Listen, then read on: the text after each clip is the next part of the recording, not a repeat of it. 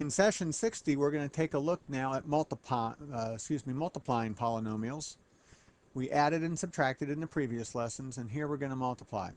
But before we actually look at a polynomial, let's review quickly what's going on with your normal multiplication that you've been very familiar with up through this point in your mathematical experience.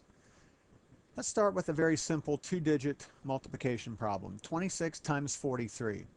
Well, most of us have been taught that you come down to your second number and you start with your ones place, and you take this 3 that's in the ones place and you multiply it by each of the digits in each of the places up here in our first number, the 6 being in the ones place and the 2 being in the tens place. 3 times 6 is then 18. You would carry the 1. 3 times 2 is 6 plus the 1 we carried is 7. So when you complete the multiplication of 3 times the 26, you get 78. Now we're going to come down here to our second number again, and this time we're going to multiply by our tens. Since every time that you multiply by a 10, it ends with a 0, we're taught to go ahead and bring down a 0, representing the tens now. Once we've brought down the 0, we multiply normally. 4 times 6 is 24. There's our 4, carry the 2. 4 times 2 is 8, plus the 2 we carried is 10. So our second row here represents 40 times 26, which gives us 1040. We then take the 2 and we add them together. 8 plus 0 is 8, 7 plus 4 is 11, carry the 1, 1 plus 0 is 1, and 1 plus nothing here is 1. So our answer is 1,1118. Well, what I did over here is I broke it apart into each of the places to show us that this type of multiplication here is actually what we're doing over here. This is just sort of a shortcut version where we don't visually write out everything. But remember, what we're doing here in the second example here is we're breaking apart the number 26 into the two places. We have a 6 in the ones place and a 2 in the tens. Well, 2 in the tens represents 2 tens. So what is 2 times 10? It's 20. So there's the 20 here that represents the 2 in the tens, and then the 6 in the ones is our 6 that we're adding to it. So then 26 is the same thing as 20 plus 6. Same thing with 43. 4 tens, 4 times 10 is 40. There's our 40 there, plus our 3 ones. 3 times 1 is 3. So all we've done here is we've broken apart our two digits into each of the places. 20 plus 6 times 40 plus 3. And if you remember back, this is basically what your distributive property does. It says that when you multiply by a particular number, you can multiply it by each of the parts. So taking our 3 here and multiplying it by our 26, that's the same thing as multiplying the 3 times the 6 first and then 3 times the 20 next. So this over here just visually shows us that better. Now let's go ahead and multiply. We have 20 plus 6 times 40 plus 3. So we start down here. And as we do normally in our shortcut method, we start here with our digit that's in the ones place, 3, and we multiply it by each of the parts up here. 3 times 6 is 18, so there's our 18. Then 3 times 20 is 60, so there's our 60 there. And if it helps us, we can go ahead and bring down a 0. 40 times 6 is 240, and then 40 times 20 is 800. If we come back to each of our rows here, what is 60 plus 18? Well, it's 78, and you can see it matches this 78 over here that we had in our first shortcut example. Let's go to our second line. What is 0 plus 240 plus 800? That equals 1040, which, as you can see, is what we got over here using our shortcut method. And then if we add it all together, since 800 plus 240 plus 0 is the same thing as 1040, and 60 plus 18 is the same thing as 78, we can see that if we added all this together, we get the same 1018 that we got over here in our shortcut method. But it's important to be able to visually see how we got the answer using this method, because that'll help us when we start multiplying polynomials together. But before we go to that screen, let's take a look at a visual example of what is going on with this multiplication problem. And if you remember in multiplication, one of the examples we looked at earlier is that of a rectangle. Because remember, in a rectangle, your area is going to equal your length times your width. So what we have here is on this side of the rectangle, I've broken down our length of 26 into 20, which represents our tens, and our 6, which represents our ones. So this entire length, however, is 26, which represents the number 26. Well, we're going to multiply that by our width. Our width is going to be 40 plus 3, and the 40 represents our 4 that's in the tens place. 4 times 10 is 40, plus the 3 that's in the ones place. So the overall length here is going to be 43 times 26. However, 43 times 26 is going to be the same thing as 40 plus 3 times 20 plus 6. So let's take it each of its parts one at a time. Let's start here on the left side. We have 20 and then 6. We're going to start with 20. What is 20 times 40? Well, 20 times 40 is 800. And before I go any further, do you see which part of this multiplication problem we just did when we went 20 times 40? What corresponds to this right here? How did we get this 800? Going 40 times 20, which is the same thing as 20 times 40. So after our first multiplication here of 20 times 40, that corresponds to this over here in our long method. We now have to take our 20 times our next part, which is 3. Well, what is 20 times 3? Well, it's 60. And that corresponds to this up here. Next, we're going to come now to our 6 component of our 26. 6 times 40 is 240. And that corresponds to that one. And then our last one, 6 times 3, is 18, and that corresponds to that. So we can see if we took 800 plus 240 plus 60 plus 18, we're going to get the same 1,118 that we got over here in our long method. So this visual example using rectangles can help sometimes. It's only to help illustrate what's going on. You need to be able to perform the multiplications of problems without this visual aid. But the visual aid is oftentimes helpful to depict for you what is really going on. So the area of this rectangle, 20 plus 6, 26 times 40 plus 3, 43 is going to equal 1,118. Let's now take a look at multiplication with polynomials. Here's our first polynomial, 3x to the third plus 2x plus 4 times our next polynomial of 2x squared plus 2. And I just drew a line under that.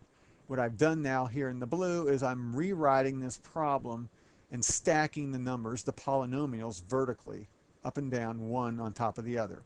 So here's our first polynomial, 3x to the third plus 0x to the second. If you take a look back up here in our original, there is no x to the second term. Well, when multiplying polynomials, it's helpful to write that term with a 0 before it. What is 0 times x squared? Well, it's just 0 because anything times 0 is 0. So this is going to be our placeholder here, plus 0x to the second plus 2x plus 4. That represents our first polynomial. We're then going to multiply it by our second polynomial, which is 2x squared plus 2. Well, I'm putting 2x squared here and I'm lining it up underneath the 0x squared.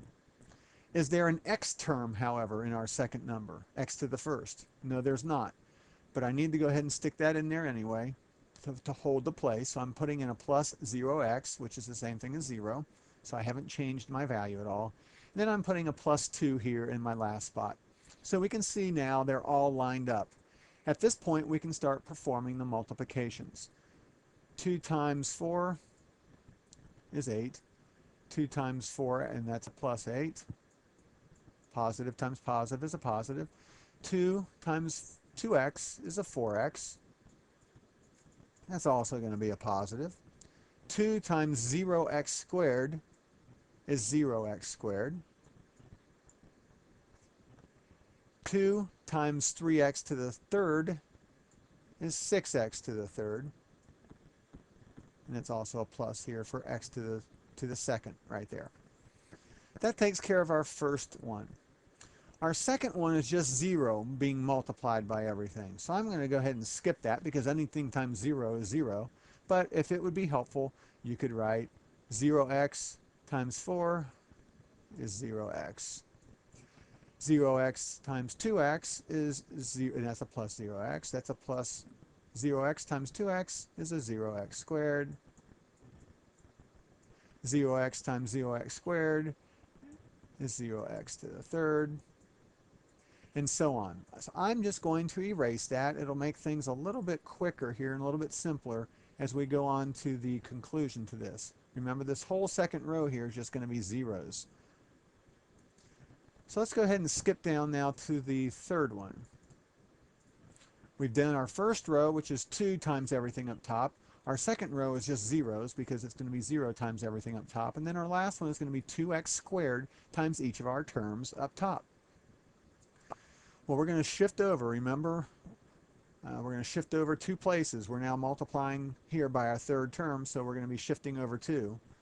2x to the second times 4 is 8x to the second. So we're going to line up 8x to the second underneath our 0x to the second. And you can see that's a shift of 2 over. We didn't write our 8x squared under the 8 because that's not a like term. 2x squared times 2x is going to be 4x to the third. And that's also a positive. Next, we have 2x squared times 0x squared. Well, that would simply be 0x to the fourth. Well, 0x to the fourth is just 0. And because I'm running out of room, I'm not going to write my 0x to the fourth there. But that's visually what's going on. But it still represents a 0 if I were to write that. And then lastly, 2x to the second times our 3x to the third. And remember, when you're multiplying monomials together, you take their coefficients and multiply them together. So that's a 2 times a 3, that's 6. And then your x squared times your x to the third would be x to the fifth. So that's going to give us 6x to the fifth. At this point, we're done with our multiplication. We now simply add. 8 plus nothing is 8. That's going to be a plus. A 4x plus nothing is going to be a 4x. And there's our plus sign before it, so we're going to stick our plus here. What is 0x squared plus 8x squared? Well, that's 8x squared. So we're going to put that there. It's a positive 8x squared. So we're going to put our plus sign there. What is 6x to the third plus 4x to the third? Well, it's 10x to the third. So we're going to put that there. That's a positive, so we're going to our plus sign there. And then what is 6x to the fifth plus nothing? It's 6x to the fifth. So the answer to this problem is 6x to the fifth plus 10x to the third plus 8x squared plus 4x plus 8. Once again, you line things up, you get like terms underneath one another, and then you simply multiply just like you did in long multiplication up to the point that you've been doing many of these years, similar to what we did on the previous screen. The way you've been multiplying all these years is just the same way you do here. The only thing different is you now have a variable mixed in, but the multiplication is still performed the same way. Lastly, let's take a visual look at what this entails or what this involves using our rectangle example. But once again, this is just to illustrate. But we're going to get the same answer here as we did over here, simply with the illustration of the rectangle. Here's our first polynomial, 3x squared plus 2x plus 4. There's 3 terms. So on this top here, we're going to write each of our 3 terms. There's 3x to the third. Our second term is 2x. And our last term is 4. And these are all being added together. I'm going to ignore the plus sign, but they're all being added together here. And then on this length here, that represents this polynomial of 2x squared and then a 2. Let me rewrite that. Okay, now we can perform each of the multiplications individually. What is 2x to the second times 3x to the third? That's going to be 6x to the fifth.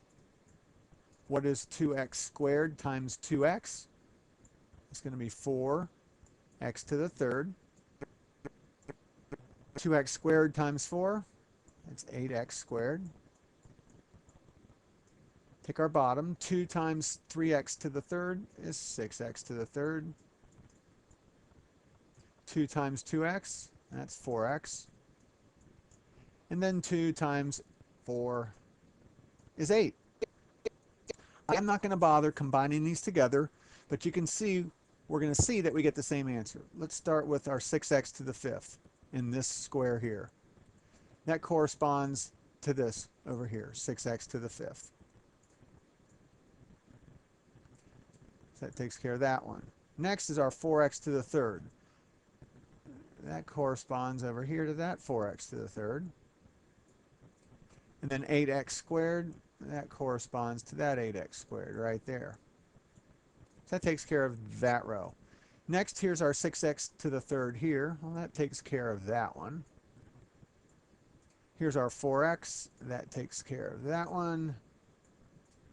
And then this 8 here corresponds to that 8 over here. And when you combine like terms together here, you're going to get the same answer. So all we're doing here is showing you with the rectangle visually what's going on. But normally when you perform the multiplication, you'll be doing it as we lined up here. Lastly, as review, when you multiply polynomials without the aid of a diagram, and the diagram being the rectangle illustration we used, you want to set up or line up like terms from each polynomial, one under the other, and then multiply much like you do in normal multiplication problems that don't have variables in them. Okay then, that'll finish up session 60.